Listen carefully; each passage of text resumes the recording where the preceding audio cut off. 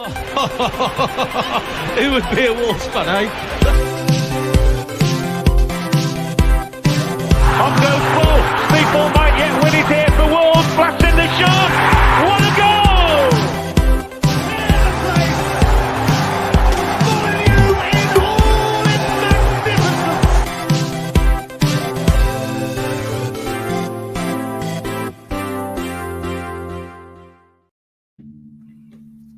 Chaotic governing, an interim seemingly out of their depth, and cultists wanting an old leader to return despite how things ended the first time.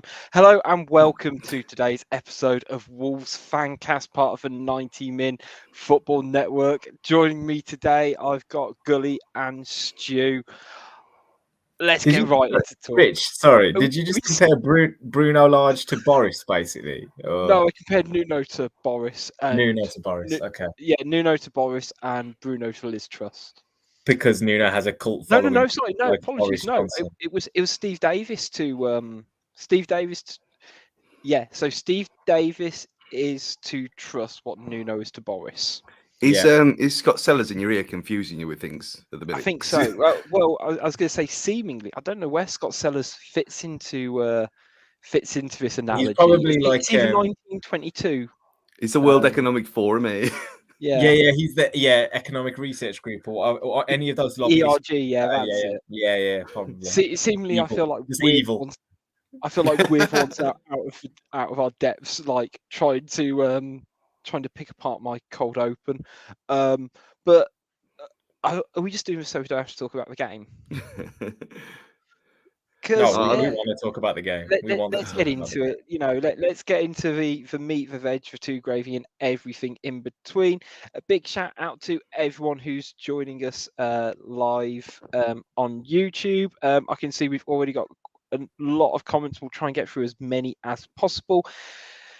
Let's get right into it, guys, because I wanted to be optimistic, and the writing was in the stars. I thought Leicester haven't done well at all away from home all season. We've had a couple of positive highlights in the last few games as well under Steve Davis. And it did start so well too in the first opening 8 minutes. But let's just talk team selection. It's all wonderful in hindsight. But a couple of changes from midweek again for the defeat against Crystal Palace. First and foremost, Moutinho coming back in for Babacou Traoré. Bit disappointing considering I thought he gave a really good account of himself for what was essentially an hour at Selhurst Park, Gully. Yeah, I think we all. I know we did a Twitter Spaces this morning. Proper overload of Fancast content for you today, ladies and gents. Really capitalising on a crisis, aren't we? we're nothing if not opportunists. Yeah. Imagine if we got paid. Oh no, just imagine. I think we all insisted on Traoré playing just because that extra dimension he gives us with his mobility, snapping into the tackle, and just I guess simply for the fact that Moutinho hasn't really done a fat lot for us this season either. As it transpired, he wouldn't do a fat lot for us in the game today, and that was disappointing.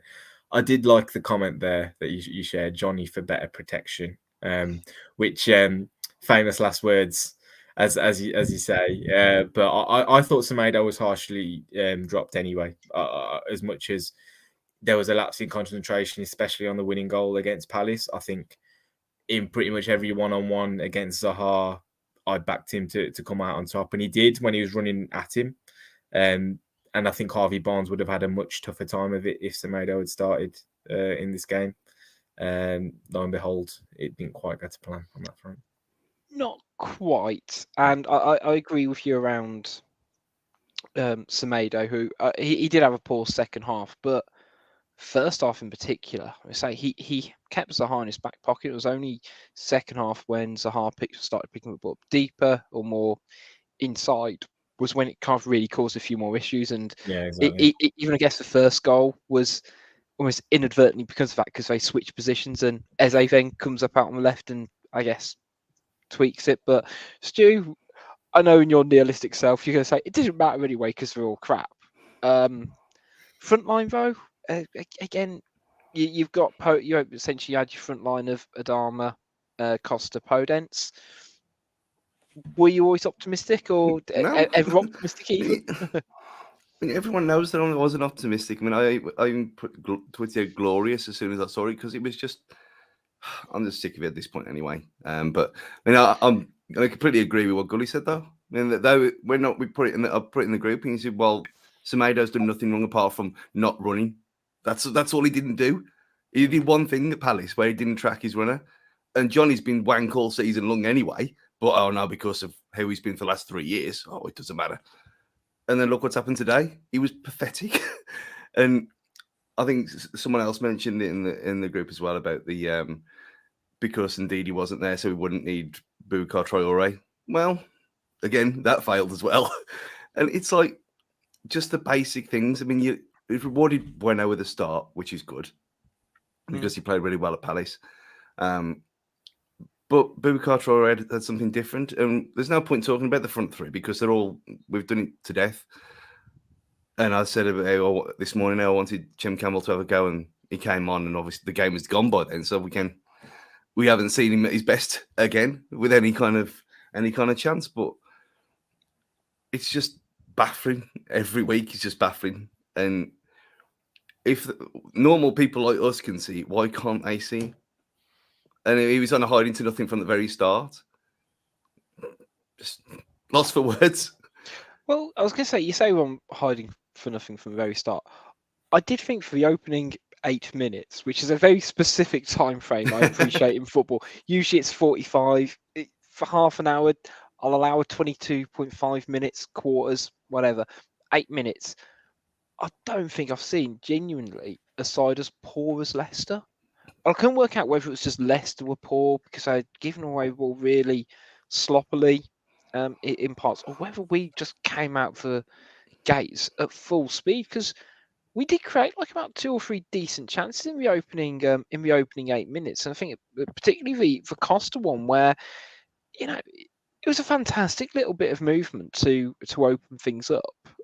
If we can, so say I'm trying to be positive, guys. I'm not going to lie. I am trying to be positive, but I did have a glimmer of hope, and I think I even tweeted about a minute before Johnny then gives away a free kick.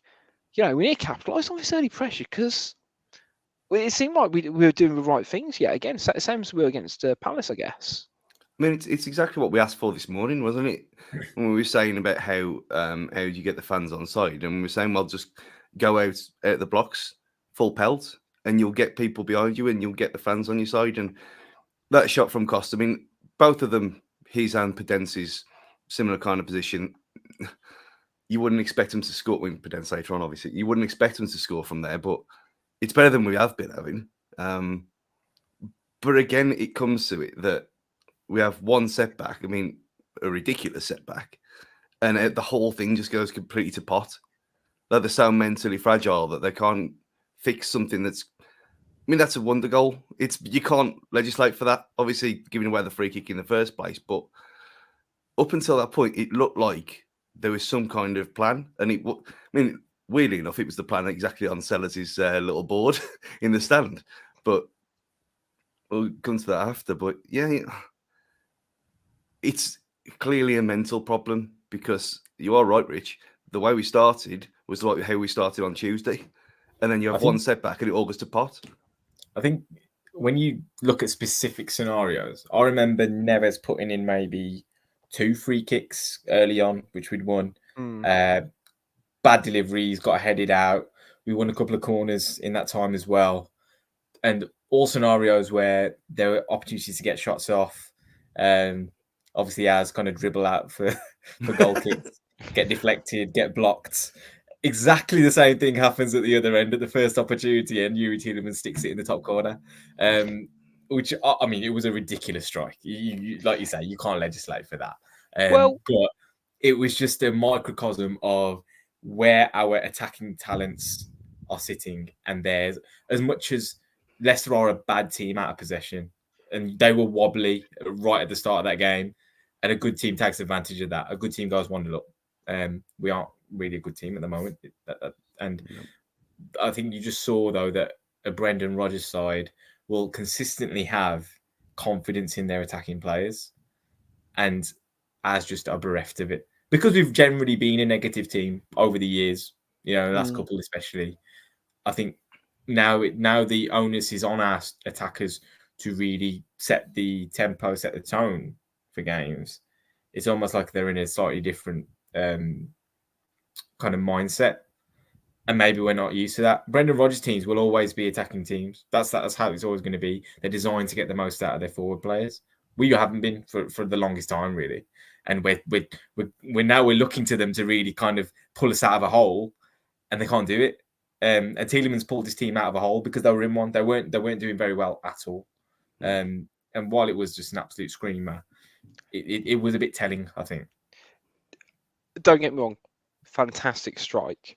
And I'm pretty sure we might have said in the preview section for last show, this game's going to come down to either a bit of magic from Neves or a bit of magic from Maddison, I guess, / Tielemans. Brilliant strike. Not quite sure what Moutinho's doing at the near post on the initial free kick. I think it's Moutinho anyway, because he then heads it basically back across goal. I'm sure it's Moutinho. Oh, I don't know if you can have a go about that. He whipped it in with a bit of pace, didn't he? And I think a good team clears that straight away. And you can't take anything. Like, there's nothing like I bet there'll be somebody somewhere who'll say, "Oh, we didn't close down Tielemans quick enough." Where no. I mean, he's belted it in top corner. But again, you just knew as soon as that goal went in, we're just going to roll over, and it was just going to be another, I guess, similar against Paris where we conceded again. Like, go, well, that's it on the cards, which I think was kind of telling around the stadium for me as well. It just didn't kind of have the same. I guess it's going to kill me to say this. I guess under Nuno, in particularly those first couple of seasons when we concede first, we'd almost be offended by it. Whereas now it feels like we've just put a mountain in front of those players to go out there and pull something back. Which again, it is really frustrating. But again, we never looked awful going forwards. We just don't kind of know how to score. Which is the point of going forwards. Which is kind of one of the main things you need to do in football. But I mean, we've mentioned Johnny a couple of times, and I think it was most apparent for the second goal with Harvey Barnes, who always needs to be called Harvey Barnes. That's the rules. Yeah. Again, really frustrating goal for us to concede, in my opinion. I think my biggest issue with this goal is that I've seen Harvey Barnes do it a number of times. If you watch his goal in the week against Leeds, it's a 1-2. I don't know if it's Shrewsbury Hall that he plays it with, but it's a 1-2 into that channel, and then he slots it past the keeper. Exactly the same fashion. You should be spotting that kind of stuff. That should be look, guys, just be wary of this because it's going to be the way. I've never really seen Harvey Barnes actually beat his man in a one-on-one, and I didn't really back him to. He's not that kind of player. But what he will do is he's quick off the mark, he's clever, gets into goal-scoring positions in a lot of ways, and showed what it takes for a wide forwards to actually, take advantage of those situations. Shrewsbury Hall, I thought, to be honest, was really, really good. He kept floating out into that left-hand channel, rolling his man. He was pretty combative and showed quite a bit of quality, to be fair. And considering he's only really been the Premier League player for probably about 18 months now, I think, he's decent. And, we could do with a player like him, really. I saw a Leicester fan walking up the slope between the uni buildings with Shrewsbury Hall 22 on his back. And I thought that's a kind of you're either really quirky or you're a super fan or your family. And I couldn't really work out which one he was. But you are right. He seems to have come out of nowhere, but he never does anything wrong. No, it was actually it was a tribute to the actual place, Shrewsbury Hall, wasn't it? That's what it was. Yeah, he got it as a souvenir. On the 22nd. Yeah. Because it just sort of, I find it kind of bonkers in a way, because it just sort of seemed like he appeared from nowhere last season, essentially. And now he's a, very much first choice for him. But he's 24. He had a load of loan spells. I think QPR, Blackpool, a few different clubs. He's only had two. It's only been 2 loan spells. Blackpool and Luton, and Luton was it? Yeah, and they were only over, of course, about 18 months or so, or 2 seasons. But hey, if you got good players and you keep them around and you play them, you'd have thought it. The Conor Ronan paradox. Yeah, who I didn't manage to get a screenshot, but I did see, because he wasn't on the bench, was he?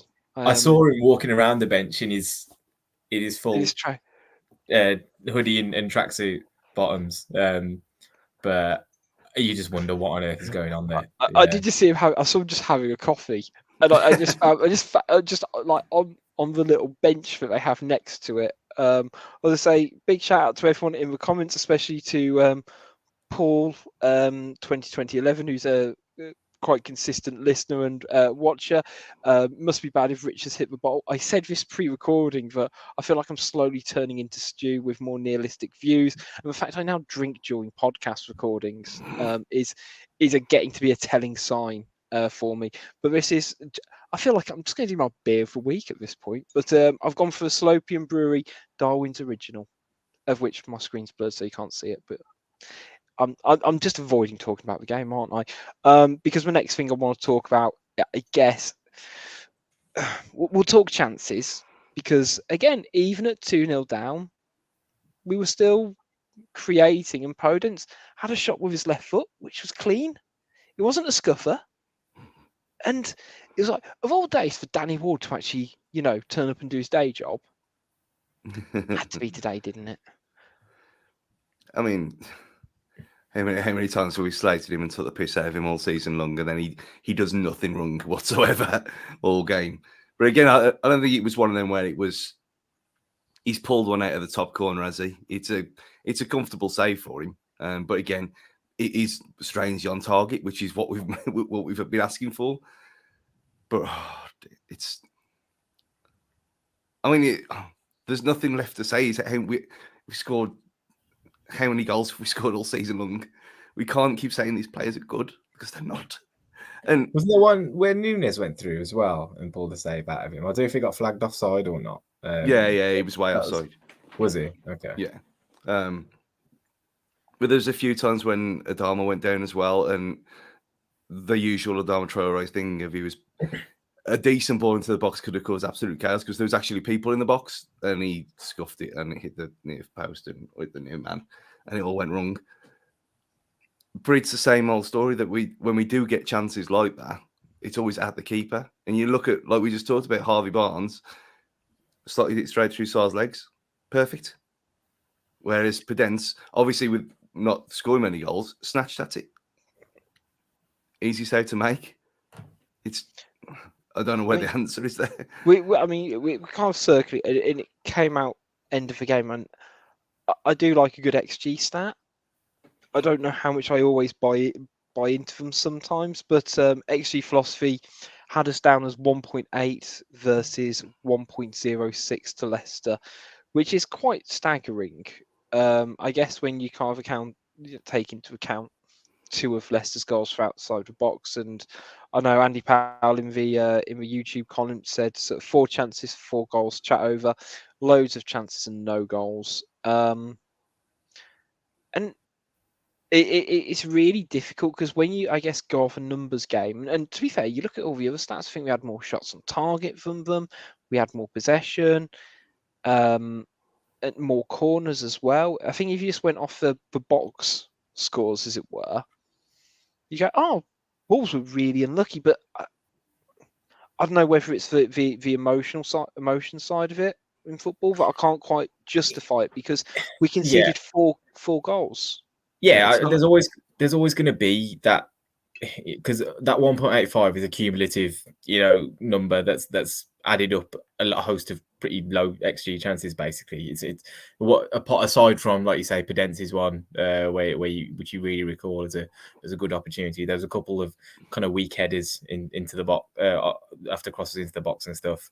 A few long distance shots and things. Really, could you say that we opened them up into glaring opportunities, considering how open Leicester were as well? Like, this wasn't a Leicester that was sat on the edge of their box, stopping us playing for the majority of the game. I still think they're a bad team out of possession. That's why they concede so many goals, and we still weren't able to work good opportunities against them. That's the most disappointing thing. We can get shots away. I think we're one of the most prolific teams at getting shots from outside the box last season, I think. So that's not an issue. You look at Leicester as a team notorious for conceding goals off set pieces. We actually made first contact on quite a lot of their set pieces.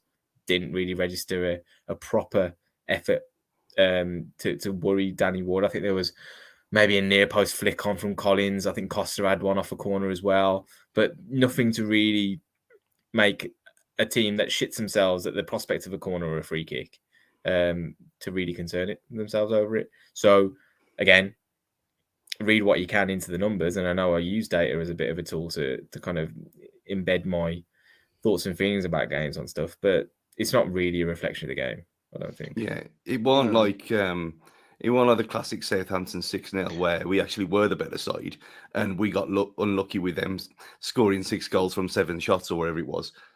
This was, I mean, if Leicester really wanted it, they could have just gone at us. I mean, that's the worrying thing about it. It was so comfortable for them that Leicester restricted our actual chances to shots outside the box and kind of half chances that we were never going to score from. And like Gully's just said, this is a team who are shit at defending. And for them to do that to us, I mean, I sent the same thing to my Bolton mate, Boothie, and so you weren't that bad then? I went, well, that's the thing. You look at that, and we at no point in that game did I think we were going to score a goal. And that's not just because we don't score goals anyway. It's just because we didn't look threatening. Regardless of how well we played up until the final third, as per usual, I don't have any confidence that anything was going to go in at any point of the game. So if you're doing that and then you lose 4, they score 4 out of 5. It's, to me, it seems a fair result, and it doesn't really make any sense, but that's how it feels. I don't think it's a 4-0. It wasn't a 4-0 game. No, wasn't it? Nah, I don't think it was a 4-0. Nah. It was shit, but it wasn't a 4. It wasn't a 4. Nah. That's gonna be great. I might throw that out to the Twitter polls because I think leave it till tomorrow morning just to get some more. Everyone's don't roll anyone up anymore. We'll let the dust settle. Riled up's got settled enough today. That's not going to stop, is it? No. As I say, we'll talk about old Selzy in a bit. Should we talk about the defending? Because I think, particularly for the, I was going to say for the second goal, you've got an individual error from Johnny, but for defending for the third goal and the fourth, it was a proper heads drop moment in terms of, these are players, and like bar Bueno, because we've seen him play for all of 180 minutes in a senior team. Like these are solid defenders, and don't get me wrong, Kilman and Collins aren't in great form, but they're better than this, surely. I mean, the third one, I had to watch it again just before we came on, just to remind myself exactly what had happened. But there's all this revisionist. I mean, we know what's going to happen. It's all going to be old Cody and whatever. But we saw Cody do that quite a lot over the last few years. Exactly what Collins did today. But again, like I tweeted out, fair fucks to him. He was the only one. He came away from the centre circle and acknowledged the Steve Bull and the North Bank as well, with his hand in the air, apologising, which is all you can really ask for. And he's come out and he's spoke about how shit everything was. Which again, you can ask for more than that, Stu. You can ask for a better performance. Like I don't mind. I don't mind people apologising after the fact, but if you're on the pitch and able to do something about it, it doesn't really mean a fat lot to me. If you're asking, no, that's what I mean. This seems for him like Rich said, this seems like for a one-off before the witch hunt starts, because I thought he was fine at Palace. And he hasn't been the same since his suspension, because before then I thought he was superb, like we all did. But it just seems like one of them mentally again. What are they doing? What are they doing as a defensive unit? I mean, chopping and changing Johnny and Semedo all the time is not going to help. We all know that, and that's beyond ridiculous at this point. Nuri for Bueno again. It seemed like for like, and Bueno's he's had a torrid time today, but he hasn't done anything wrong really. When he's been put under pressure, he didn't go forward as much, but I don't think he was allowed to really. He had no, and when he did have the chance, there was no one around to pass the fucking ball to anyway. So I think with Collins, yeah, he's at fault for the third, definitely. The fourth is just, I mean, you could throw a blanket over all of them and say, well, that's all of his fault.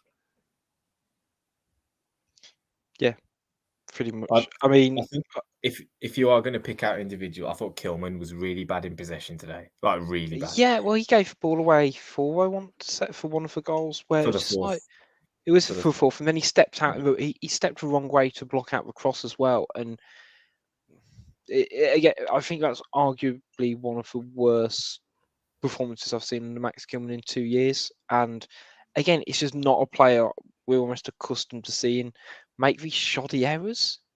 It's not something you associate him with either, in terms of, say, misplaced passes and things like that as well, which is deeply frustrating. I know I wanted to sort of made a note about in terms of players at the end, because I'm trying to work out where I sit in terms of whether fans players should come over and clap fans and things like that and make a big deal about it. And I have got a lot of respect for Collins, who was at fault for a goal, a defensive player, etc., coming over and facing it with, was it him, Neves, and the two kids, and it's two kids essentially.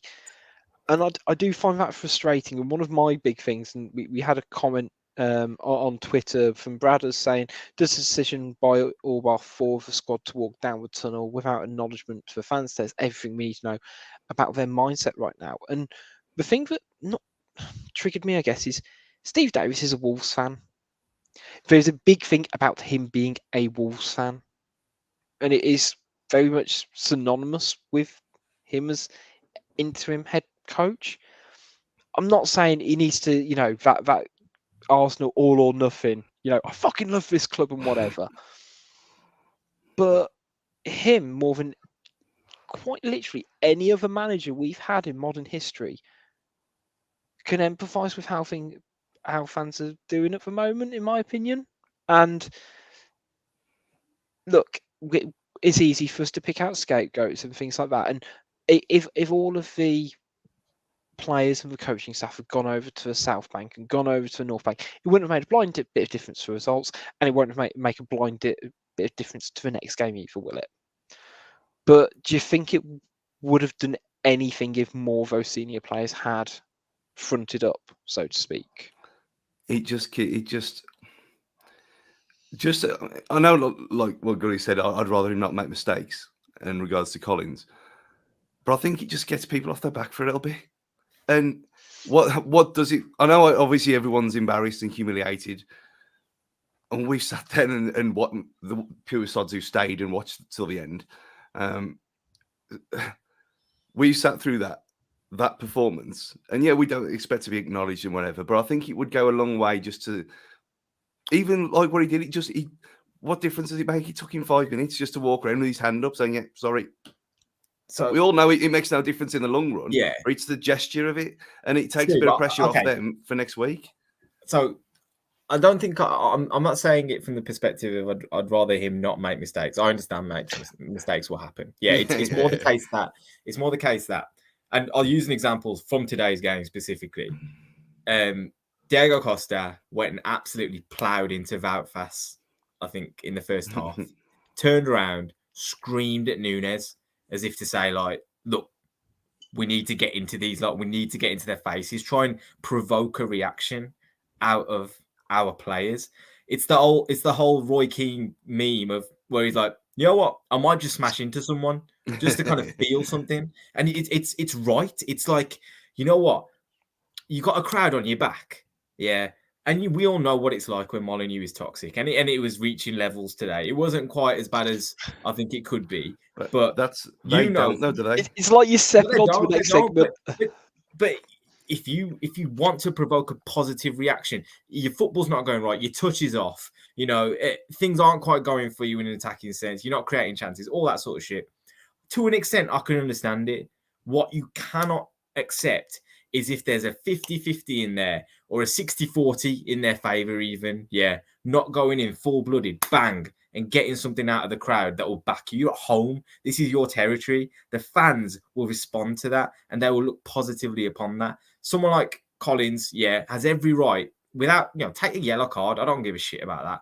Freaking go in there and make sure that centre forward cannot get hold of the ball without knowing that a centre half is up his arse. A central midfielder knowing that he's in a battle with someone on the opposition team. I can't recall Neves, Nunez, and Moutinho really making a tackle today.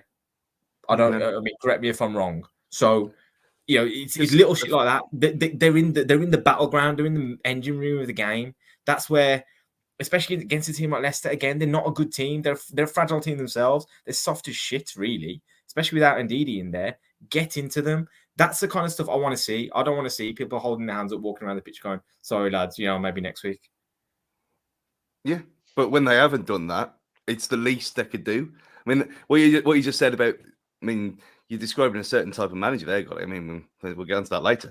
But it's exactly. I mean, from a real British manager with a fight. Exactly. Gully's putting himself in the frame there.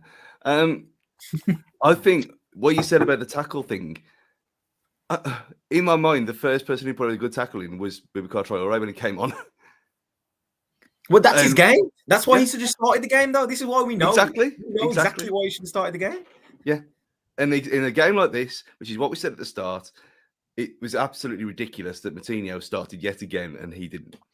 Yeah, I mean, we talked on Tuesday about the lack of fitness levels in this squad going into this season, and the fact we're so many games in and we are still looking sluggish. It feels like Moutinho is someone who is really he's shown his age this year in a way that even last season it wasn't quite there.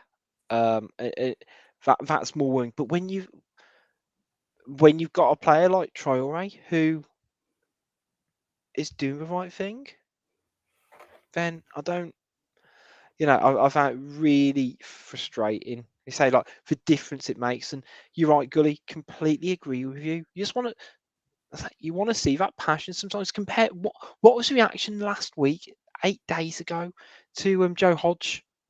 Yeah, 90th minute. He was not going to let that man pass. He was happily going to take that yellow card, and take one for the team, as it were. But frustrating. We talked levels of toxicity around Molineux. I guess the lovely anger meter I found on YouTube. It is calm, frustrating, angry, furious. I guess, how did you both find it today? I mean, personally, or in the stands, because personally, I couldn't care less. I'm at that point now where it's going to ruin my entire life again if I let it get to me, because it's so obvious. But I don't think, like what we were talking about last week, about they haven't seen Molineux toxic, and for journalists and whatever saying it was toxic today, because they haven't seen, these journalists haven't seen this Molineux as we know it. That today was not anywhere near what it could be, and I never thought it would be, because it hasn't been like that since, like I said this morning, it hasn't been like that since we came back from the COVID break. But I don't know if does it step up again? Does it get worse than today? Because it seems you had the chance about Sellers, but then it kind of died down. And I thought it'd be like sickening boos at the end, but it was just kind of mooted and kind of okay. But maybe there is a group of Wolves fans that have kind of entered the sphere over the past 4 or 5 years, only known success really. The last time I can properly recall genuine vitriol was probably the Burnley game at home when we went down to League One. I mean, you're coming up to 10 years since that happened, are we? Almost. It's been a while, and maybe it's simmering underneath, and maybe we've had it too good recent times to actually feel as angry as we could do. I, for one, feel like if this gets any worse, this is the biggest opportunity we wasted in generations, bottom line. So we almost should be more angry about it, in the sense that this is the greatest group of players that we've had, since I've been a fan, since you guys have probably been fans. On paper. Well, no, but you know exactly what I mean by that. Yeah, the talent is all there. The talent is totally there. And for that not to be harnessed in the right way is a crime, bottom line. And then, you're talking, I mean, Arsenal's the last home game before the World Cup break. Mm-hmm. Is it the official last game? Yeah. It is the last game. It's the last game, yeah. Quarter to 8. If you look at Brentford going badly, you look at Brighton going badly, and Arsenal going badly, that we could send the club out on a pretty bad footing into that break, and make our feelings known. That feels like potentially an opportunity to really hammer home a message if you were going to do it. Yeah. I mean, the fact that it is quarter to 8 as well, and people could have potentially been drinking for 11, 12 hours. It could. I mean, the place could burn to the ground. I love how that's where your mindset goes. Well, you got to think of these things, logistics and everything. But yeah, I think you're right, because we got the Leeds Carabao Cup game before Arsenal, which no one's going to care about now. But yeah, chance for some goals and a run out for the kids and all that kind of stuff. Though. Oh, can you imagine if we play the under-23s? Chem Campbell's definitely starting that game. You just know it, don't you? Yeah, but he probably starts at left back in there. Oh God! What I will say though is the players are fortunate that there is a lightning rod for the vitriol at the moment, and we all know who that is. Yeah, they're getting away with it to an extent in that sense. Well, that's probably a good time to take a break, because afterwards we're going to talk a bit about Steve Davis, basically being manager until 2023, which sounds a lot longer than it technically is. We're going to talk about that man, Scott Sellers, and have a few questions from Twitter Corner. We'll be back in just a quick minute, everyone. See you in a second.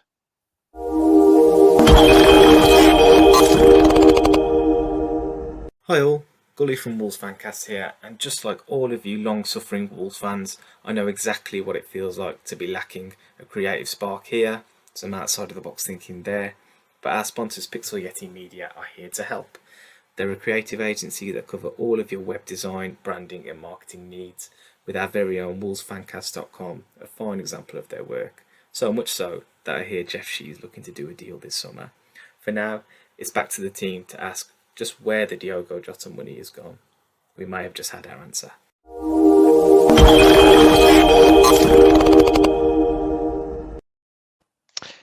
Hello, welcome back everybody. So it kind of got caught up in between shows, I guess, but it has been announced that basically Wolves aren't going to hire a new manager until the World Cup break thereafter. I'm not saying Wolves have made the incorrect decision by, delaying the inevitable, especially considering, I guess, the struggles Villa might be potentially facing at the same time in terms of recruiting a manager. But it's a shit show, isn't it, lads? Is the easiest way I can describe it. I've got nothing against Steve Davis personally, and I'm sure he is must be a very qualified and highly regarded coach, but it's not really a great reflection on the club, is it, that they've managed to shit the bed on this? I mean, it's literally the same as what we did last time. It is Terry Connor clipboard Mark II. It's beyond ridiculous. Do you reckon Davis is calling Bruno with the team tactics decisions and conversations? Yeah, you naughty boy, he ain't calling Bruno. It's not when he's got the Scott dog on speed dial. I mean, we know where the clipboard is. It's just a tactics manual now that's up in the director's box in the Billy Wright. I thought they stuck it in the museum, to be honest. Oh, I actually asked him. I think That's a different story. Harlequin's cracked one, do you think? I mean, how can you break your hand punching a tactics board? I mean, come on. But at least we'd have some fights. It's more, I'm sure. I feel it's more of a wall that broke his hand rather than the board itself. We derailing the inevitable again. Yeah. It's stupid. It's a fucking stupid decision. No common, sensible club would give a youth team manager 6 Premier League games. Full stop. You say, oh, he's the interim manager until we get someone else in. That's what you do. But no, not Wolves. Oh, he's our manager till 2023. It doesn't matter. That's just the way it is. And you think, okay, the World Cup break, you understand. That makes some kind of sense. It gives them, 7-8 weeks. Maybe certain people die in that time when we get a new manager in. But it's 2023. That means, what are they going to be doing through the World Cup other than watching the World Cup on telly? Because he doesn't seem to have got a fucking clue what they're doing. How can you know what I mean? How, in what world does it make any sense when you've got a Do you actually think they're just going to be sitting there with like their wall chart, like filling it in on the... Would you put it past them at this point? Because they've got all that time Jeff, when they're literally doing Jeff sellers going, got need with their panini sticker up. You can get them to them got need t-shirts. I've got a blue one with all the different things on.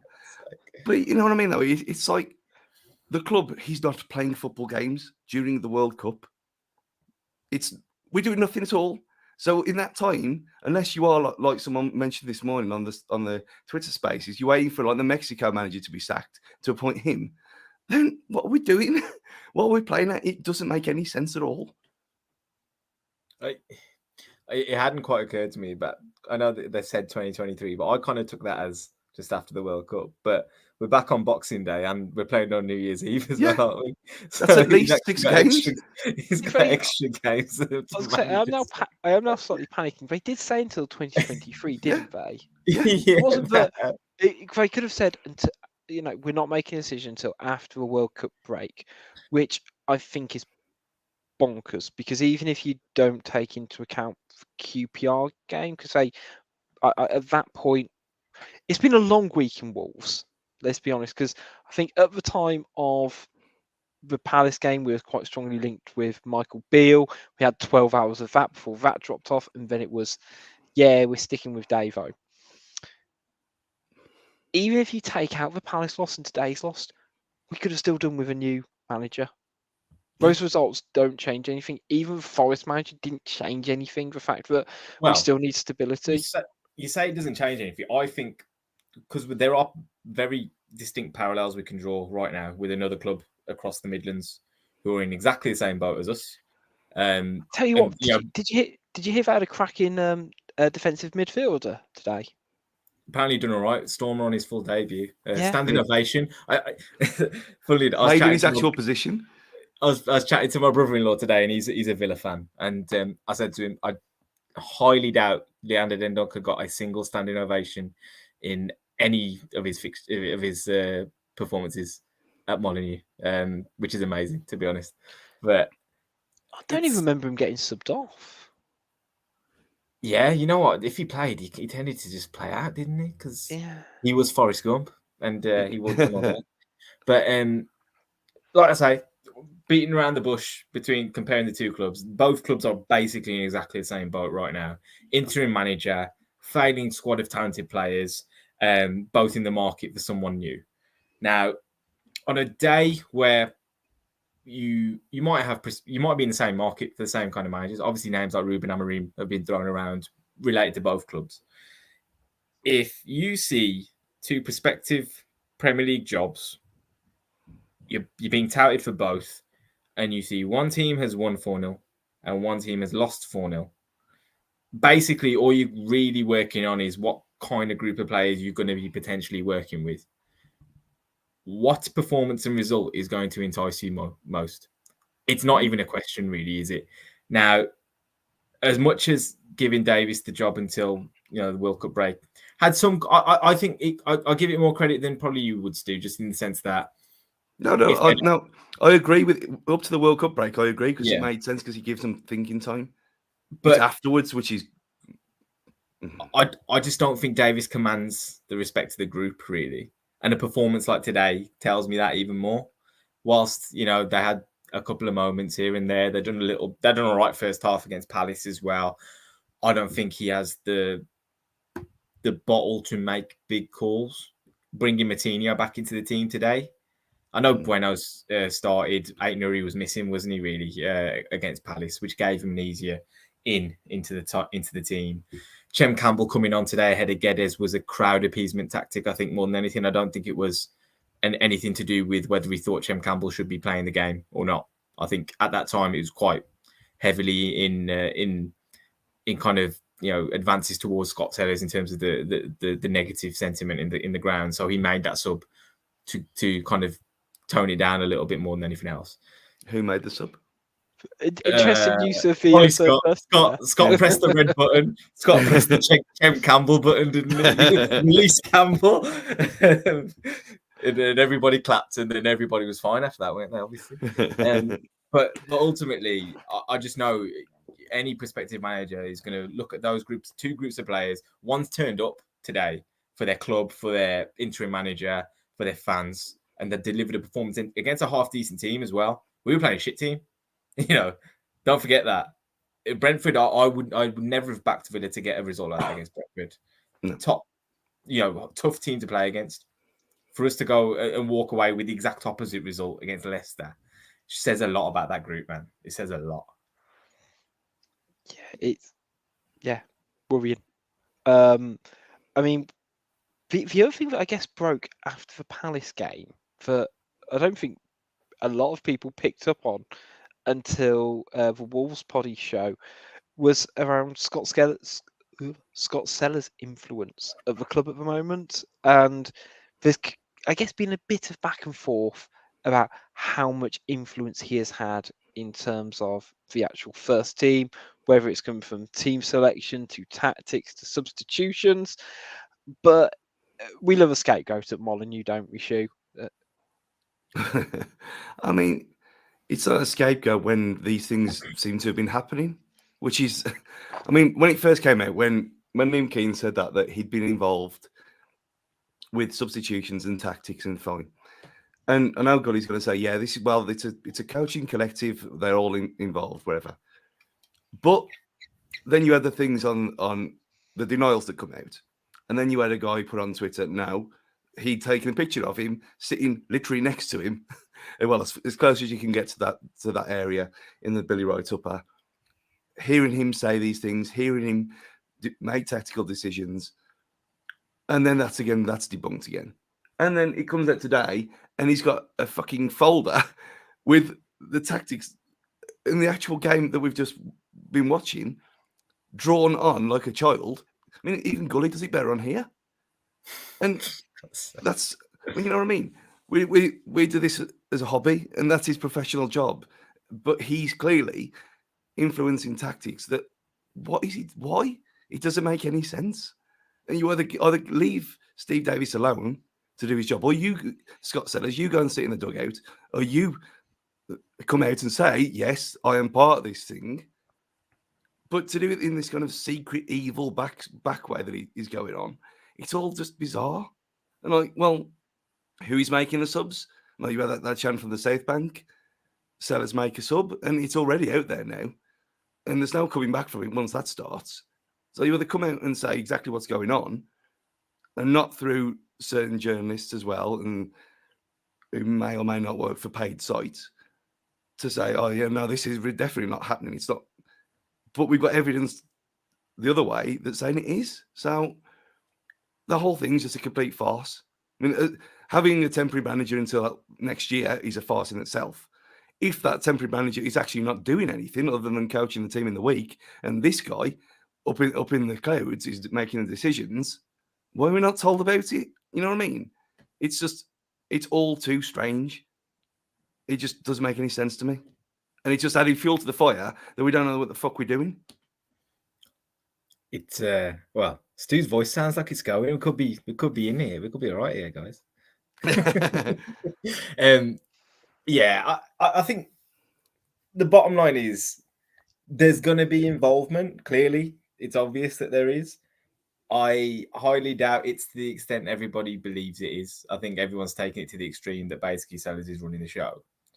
I wouldn't be surprised if Davis Collins, having admitted already that they're thin on the ground in terms of numbers, want someone up in the stands to have a vantage point, have a view of the game, have that kind of wide angle view of the pitch, which is helpful.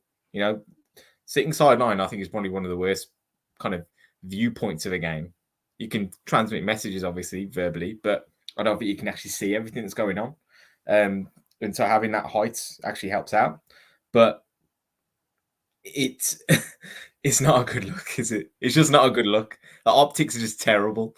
So you've got to read the room a little bit. I think, you know, just put Sellers away somewhere in some dungeon in the back of the Billy Wright. Let him do his work from there. I'm sure they've got a nice camera system, you know, communication system with the bench that they could use. Honestly, it's just a bit daft in terms of a PR move from the club. I don't think they're really understanding what's going on. What I will say, fan sentiment, I think, has been quite a big thing in this whole managerial scenario. The fact that Bruno got sacked after the West Ham game and not necessarily prior to that was probably because a load of shit came off the back of that game.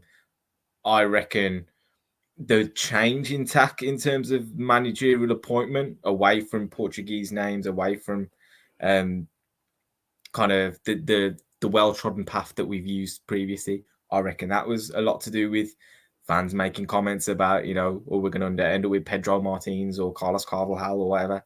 And I think, and ultimately, I wouldn't be surprised if off the back of all the shit that went on today, we made another decision to say, look, you know, we're going to look to bring a manager in next week. Rob Edwards comes walking through the door. I think that was already part of the plan anyway. I won't be surprised if that happens. But you know, it's just something like that will happen as a bit of a trigger move to say, like, look, it just makes me uncomfortable, man. The whole thing is just like, I don't know.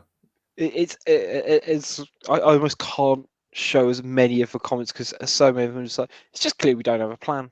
And what I find frustrating, and I was thinking back on this, and my reactionary comment is, Wolves have kind of made the initial right decision in most things.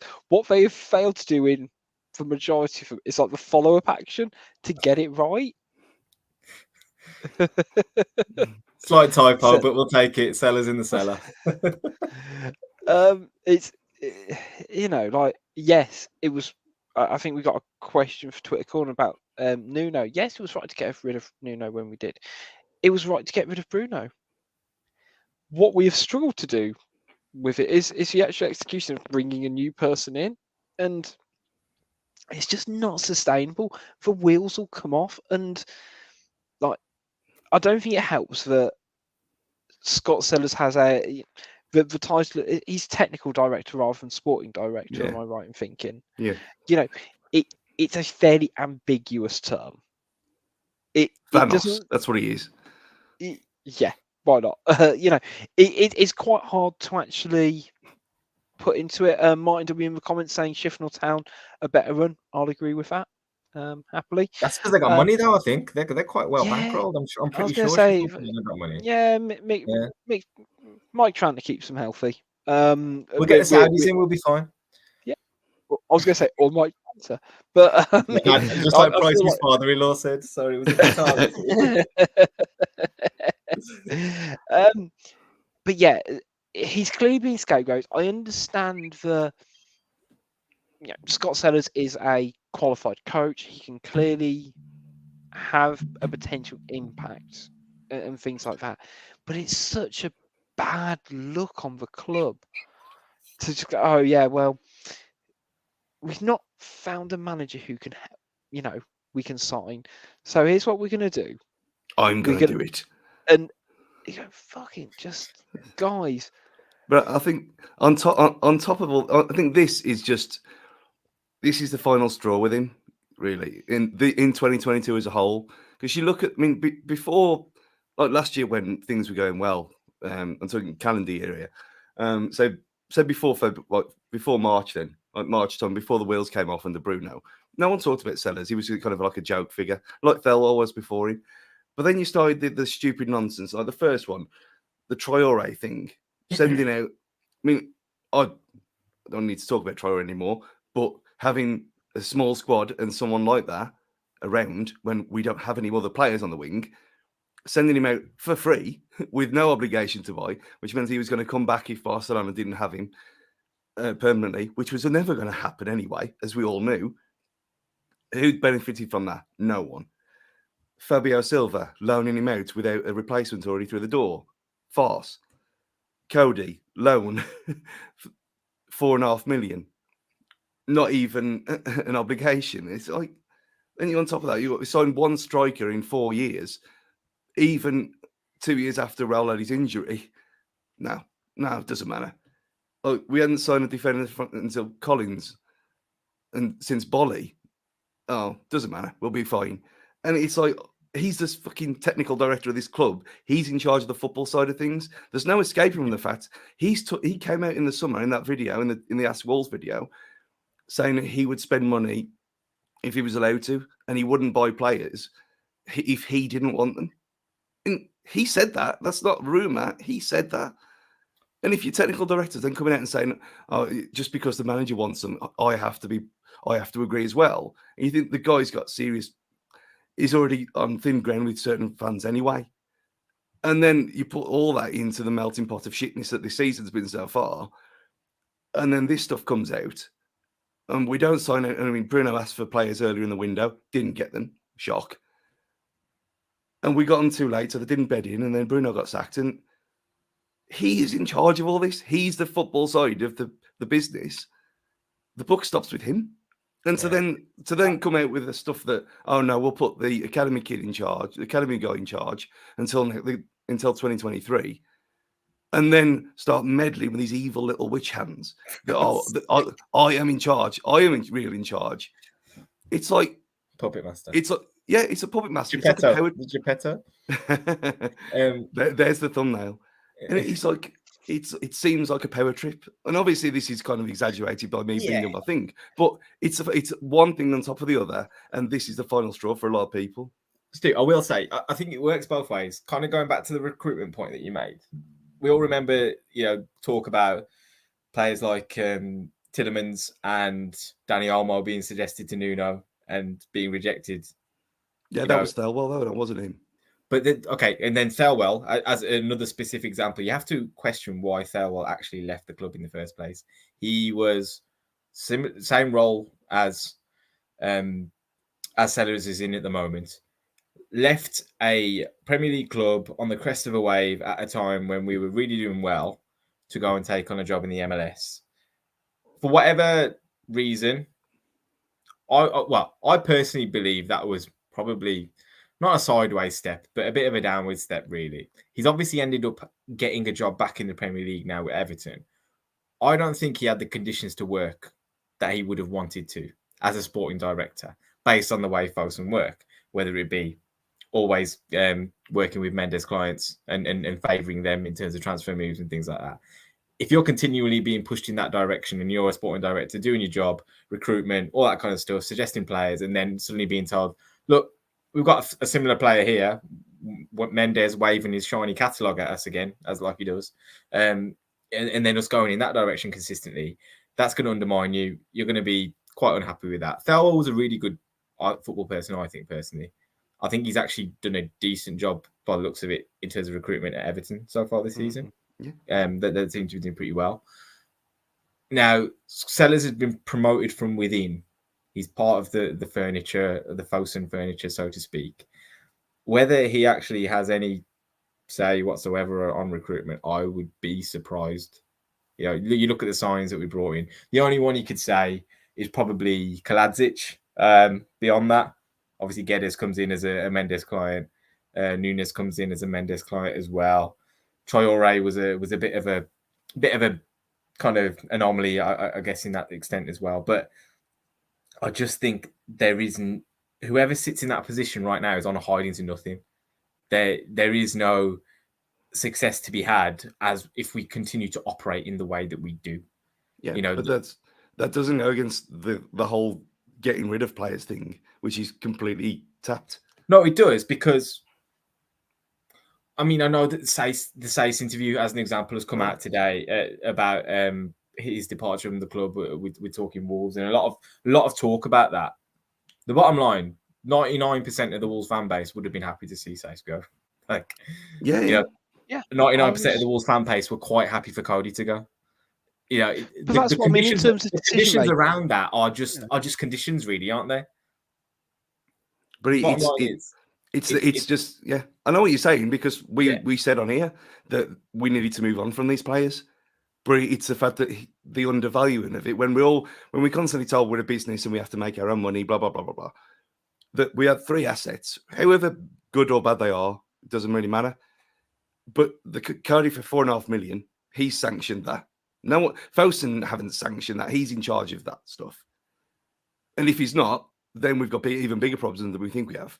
Because if they're in charge of not selling players when they need to be sold as well, on top of everything else, then we really are fucked. Because when we go down, where are these players going to go? Are they going to be shipped off to on the cartel, like someone put in the comments just? And we're going to get no money back for them because we're part of it? That's more worrying than anything. But we've backed ourselves into this Mendes corner with so many players from that group that, like we say, they know if they ever get relegated from this league, they get their wages cut as a result of all the clauses that tend to happen off the back of it. They know they're out, because that's what Mendes does. The club gets left high and dry. So if there's a message that, you know, if we like to believe folks are listening to some of this shit, fuck Mendes, get out from under his freaking armpit and start to run like a proper football club. We make our own decisions. If you want to lean on him in certain scenarios where you might be able to do us a deal and stuff like that, fine. That's absolutely fine. I've got no qualms with that. If we can get players like Mateus Nunes to come to our club because, you know, we can lean on him for a little bit, not a problem. But you know what? At this point, you're better off sticking your middle finger up at him and actually going off and building a robust recruitment model and starting from scratch. Like, it's just not, the well has run dry. We're not going to get anything more from that now. I mean, remember when we were told that we had 5,000 players that we were looking at? It doesn't mean because we don't go down that route. We just don't. Which is basically just a Football Manager database. So yeah, pretty much. So are we saying Project Portugal's over then? I think you know, while they're still here, it's still running. Yeah, clearly, but no, I'm not disagreeing with you, but it just, this has been something that's been. This isn't just for summer, is it? This has been coming for a while, and Stu will happily start smirking and saying, "Look, we've had 5 shocking transfer windows where there's not been an effort for continual improvement, and it just feels like you can argue we've tried to change this season in terms of the amount that we have invested and we have gone out and recruited, even if it is for Mendes pipeline. But as you know, one of the comments says, you know, Collins comes in, but who do we let go in his that's not that doesn't apply to me there. You know, he's a young player. But that's the thing, that even in terms of like what I was saying earlier, that Fosun / outgoings, we've actually done it right. I wasn't disappointed that they decided to release Sace, for example, and I'm a big Sace fan. But then for us not to quite necessarily get a replacement lined up, and essentially us hoping that Toti Gomez would step up despite us never playing him, is an issue. You can't blame the club for that, as Bruno. It's but it's synonymous. They're one of the same. They you know, they have to work in tandem with one another, and that clearly isn't happening from the first team managerial setup to a director level / the relationship they have with a third party in Jorge Mendes. There is no. I completely understand what you're saying, that we can't just move away from Mendes because we're kind of just dipping our toe in, taking a player here and there without it actually coherently helping us going forward. And it just comes. What I'm coming to is I actually don't think it's necessarily Scott Seller's fault. I think it's probably more so like Jeff Shee's fault, who actually needs to be coordinating these 3 different areas and keeping the likes of Mendes happy, because he is the hand that has fed us for a healthy portion of the last 5 years.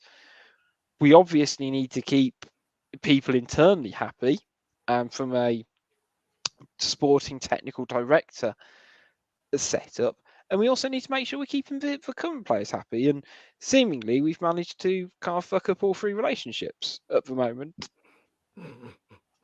I mean, the whole thing about it that I don't get is that Fowson owned part of Gestifute, not the other way around. Yeah. So this whole cap in hand to Uncle George thing, it's if you own someone's company, they don't tell you how to run your business, do they? You know what I mean? It's just a stake, isn't it? They don't run the whole thing. No, I know. You know what I mean, though. It's all a bit odd. The whole thing's a bit odd, and like you said, Rich, they've got this kind of synergy that's just completely shattered into pieces now. Where our record signing has not played 1 minute in his actual position. That he was player of the season for Sporting last year on the left-hand side of midfield. Left-hand side of central midfield. Hasn't played there once. They've tried to morph him into this 10 or some kind of Dendonka plus model that just doesn't work. Like if you can't just get the basics right like that, then what hope have we got? I mean, as Mitch Chapman said in the comments, don't forget, we now have a record company, though. Diversification of the market. Look, for all the joking about that sort of stuff, any local artists that do come through Wolves Records do deserve our support. So hit us 100%. up. We'll happily have you on preview shows or reaction shows. Absolutely. Never slag off the artist, but again, there's so many easy things at the moment. It's fish in a barrel sometimes, isn't it? You know what? Let's have a couple of questions from Twitter Corner and wrap this up. So, first one we have up is from Miles Music Show, a regular contributor to the show, who says, last season Spurs went all out for a manager who is a level above them in Antonio Conte, and naturally this has been very effective. Can you see us doing the same process, paying a manager whatever they want instead of going for a cheap option? I mean, I don't think Ahmed has seen the last 2 Spurs performances.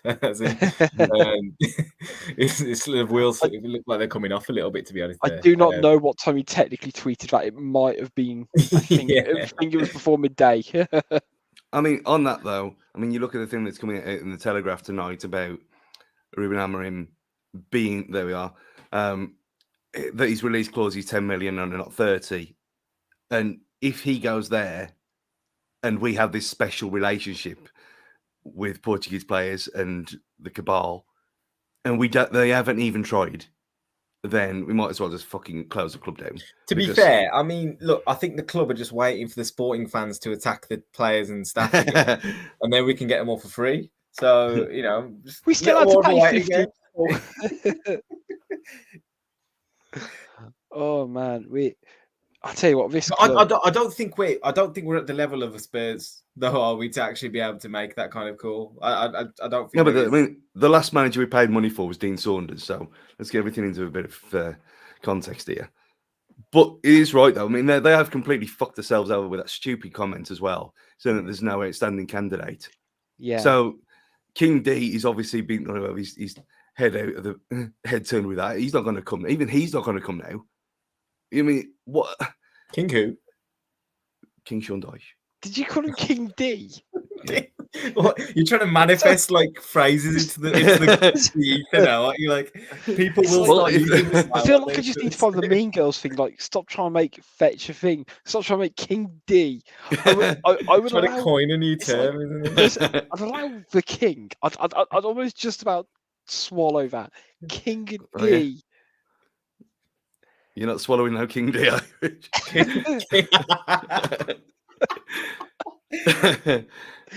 But you know what I mean, though. Like, even if boys, I'm not even talking about Dodge, just someone else who was in this realm at the minute. How this is what that statement was the most stupidest thing I've ever seen this club put out in its history. It just makes no sense at all. Just to rule out everyone else who's available and say, oh no, then there's no outstanding candidate. So what does that mean? That we do have to pay for someone. It's I don't know. Sorry, beyond help. I just thought about Sonny D, and I just noticed the light shining off Stu's head. And I thought that's where Sonny D comes from with Sean Dyche, doesn't it? Clearly. All this that is. The club's gone, the game's gone, the fancast has gone. Right, let's wrap up with a nice silly one from Alex Moore.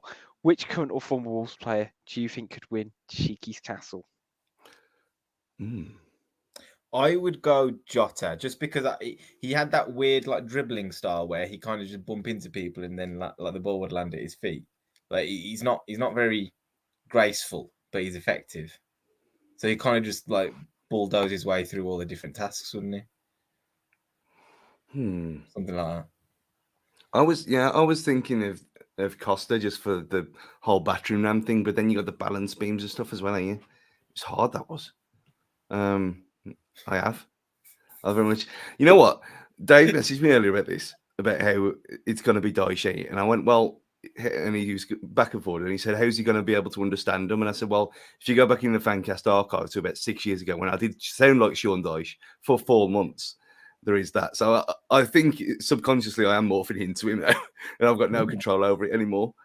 Was you carrying a specific virus for a few months there? No, I actually knackered my voice box up, and I had to go for vocal therapy at New Cross to get it back.